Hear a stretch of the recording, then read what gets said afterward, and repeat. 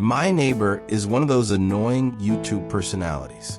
Over the years, I've seen him cough out cinnamon, lay flat on the hood of his car as it slowly creeps down the driveway, and douse himself in lukewarm water while screaming epic win or epic fail.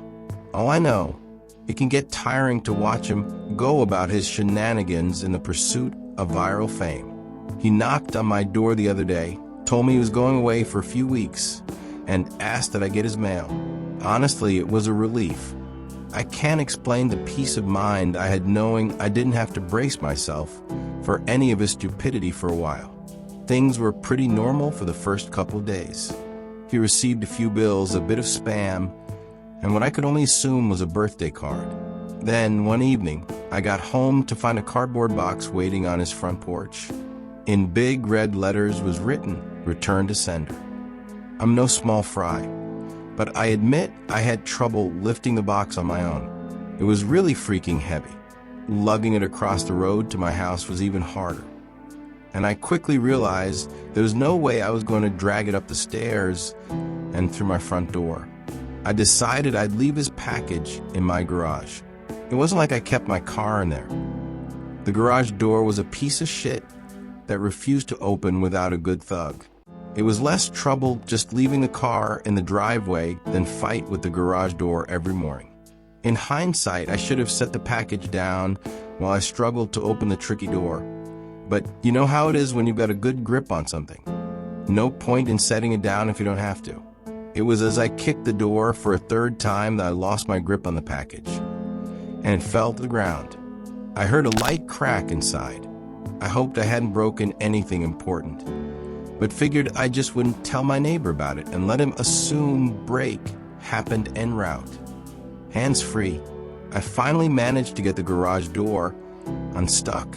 I dragged the box the rest of the way, setting it in the corner for whenever my neighbor would come back to claim it. And then I forgot all about it. I'm not sure exactly how long it took for the smell to waft in from the crack under the garage-to-house door, but it came in slow progression. It was a sickly sweet odor similar to a skunk, and for the first few days after I smelled it, I assumed that it was a roadkill that had left its mark on my house. It was only when I realized the scent was growing more intense instead of fading. That's when I opened the garage door, and that's when the odor knocked me back, holding my nose. The suspect wasn't hard to identify. The only change in my garage was the box in the corner.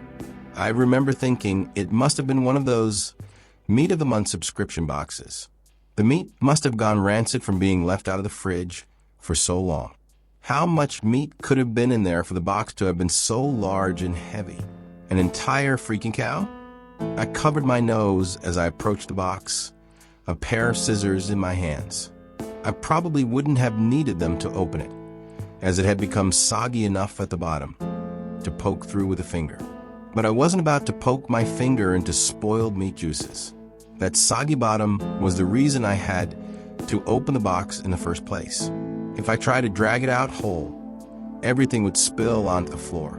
I was going to have to dump the pieces of meat one garbage bag at a time and take them down to the dumpster.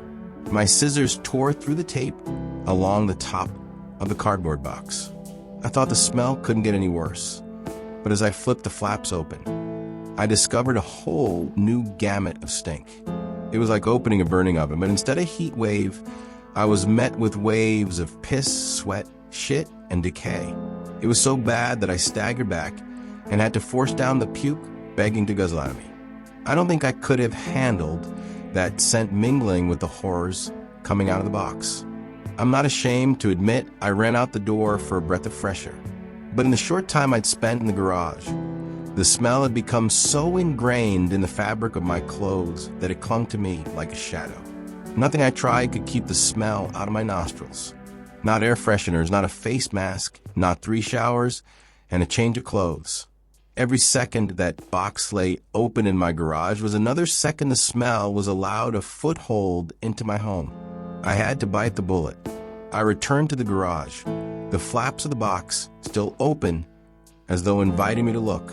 I was prepared, a clothespin pinning my nostrils shut, a garbage bag in one hand, the strongest cleaner I could find in the other.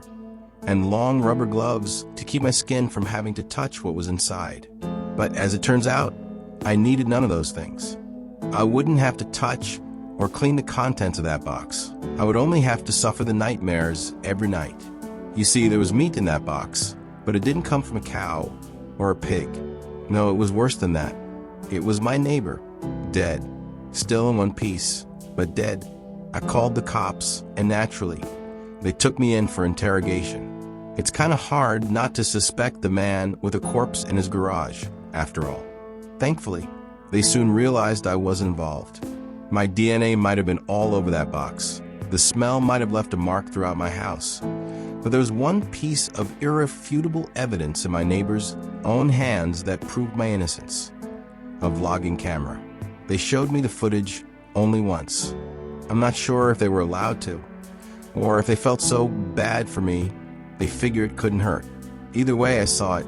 My neighbor was sitting in the box outside of a shipping facility, laughing as he told the world how he was going to mail himself across state lines. He brought pee bottles, food, a pillow, and a few flashlights. His friend, a guy I'd seen at his place several times to help with the stunts, closed the lid and presumably dropped him off for shipment. Throughout the next couple of hours or days, I'm honestly not sure, my neighbor recorded a few short clips about his progress. I think I'm in a truck now. I can feel it moving. Must be in a warehouse. Pretty warm here. Still got plenty of food. That kind of stuff. And then on the last entry, the box toppled over. He broke his neck and that was it.